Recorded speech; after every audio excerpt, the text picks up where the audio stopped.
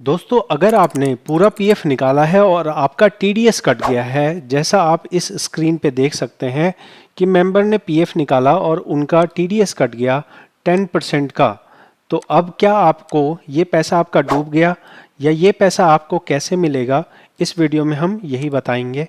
मैं अपना परिचय दूंगा। मेरा नाम सागर है, मैं एक पीएफ कंसल्टेंट हूं।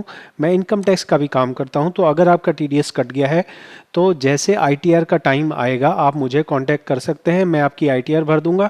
टोटल पीएफ आपका, टोटल जो भी टीडीएस कटा है वो आपको वापस मिल जाएगा। अब थोड़ा सा ज्ञान समझते हैं। ज्ञान ये है कि जो आपको ये एसएमएस आया है, ये एसएमएस किस वजह से आया है? क्योंकि पीएफ ऑफिस को ऐसा लगा कि आपका टैक्स कटना चाहिए था और आपने या तो 15G नहीं भरा या 15G गलत भरा, या जो भरा आप उसके लिए एप्लीकेबल नहीं था, आपका टैक्स कटना ही चाहिए था। इन किसी भी वजह से अगर आपका टीडीएस कटा है, आपका पैन कार्ड अगर अपडेटेड है, तो आप आपके इनकम टैक्स रिकॉर्ड में अपना ये टैक्स कटा हुआ देख सकते हैं। पीएफ वाले जब भी टैक्स काटते हैं तो आपका टैक्स इनकम टैक्स विभाग को जमा कर देते हैं। ये इनकम टैक्स विभाग को जमा करने का जो टाइम है, उनको 3 महीने का टाइम मिलता है। टैक्स वो अगले महीने जमा कर देते हैं, लेकिन जो टीडीएस की रिटर्न होती है उसको 3-3 महीने पे जमा करते हैं। तो जिस भी महीने में आपका टैक्स कटा है, उसके 3 महीने के अंदर आपको आपकी इनकम टैक्स की वेबसाइट पे आके अपना डिटेल चेक करना है। ये डिटेल चेक कैसे किया जाता है?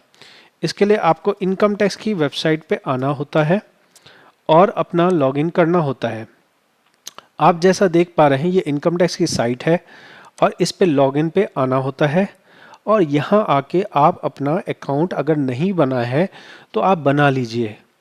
अगर आपकी साल की इनकम 12 लाख से कम है तो आपका जो भी टैक्स कटा है वो आपको पूरा पूरा वापस मिल जाएगा।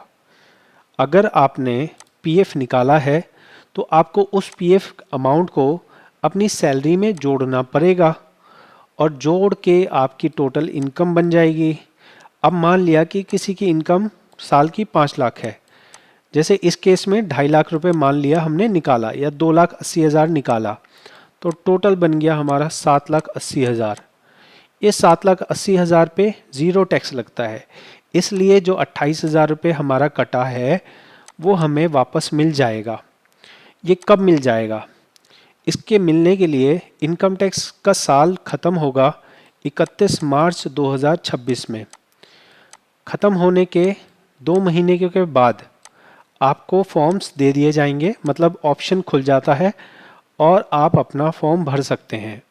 तो मान के चलिए आप मई 2026 में आके अपनी आईटीआर भर सकते हैं और जो पिछले साल देखा गया कि आईटीआर भरने के 1-2 दिन के अंदर या 1 हफ्ते के अंदर ही जो भी पैसा कटा होता है वो आपका पैसा वापस आ जाता है। तो इस तरह से आपको मैंने डिटेल में समझा दिया कि टैक्स क्यों कटा, टैक्स कटा है तो क्या वापस मिल जाएगा, वापस मिलने के लिए क्या करना पड़ेगा, कहाँ पे हम चेक करेंगे कि हमारा टैक्स कट गया है। सारी बातें आपको डिटेल में अच्छे से बता दी हैं, क्योंकि मैं यहाँ पीएफ का काम भी करता हूँ और इनकम टैक्स का काम भी करता हूँ। तो आप इसके लिए और कहीं भटकने की ज़रूरत नहीं है। अगर आप ऑलरेडी अपनी आईटीआर भरते हैं तो आप उस तरह से अपनी आईटीआर भरेंगे, अपने जो भी पीएफ आपने निकाला है उसको इनकम में ऐड कीजिए और उसके बाद जो टोटल इनकम आएगी उसमें से आपका टैक्स कैलकुलेशन अगर ज़ीरो बनता है तो आपको ऑटोमेटिकली टैक्स का रिफंड मिल जाएगा।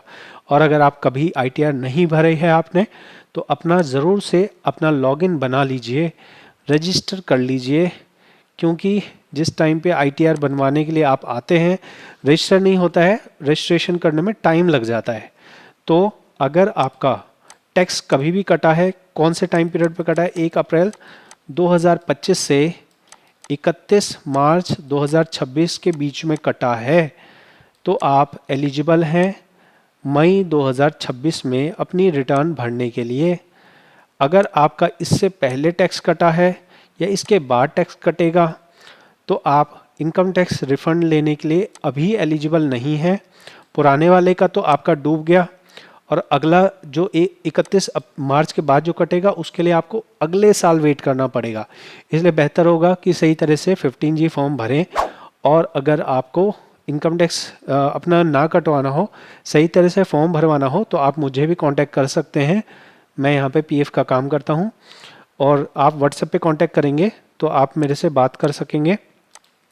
जो भी आपके अकाउंट डिटेल्स होंगी वो पहले चेक किए जाएंगे और उसके बाद आपका प्रॉपर तरीके से फॉर्म फाइलिंग कर दिया जाएगा।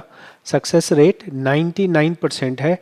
अगर किसी की कोई गलती है तो हम पहले ही उसे बता देते हैं कि आपके अकाउंट में ये गलती है, इसको ठीक करना होगा, फिर जाके ही आप अप्लाई कर पाएंगे। आशा करूँगा ये वीडियो आपके लिए हेल्पफुल रही होगी। बहुत बहुत धन्यवाद।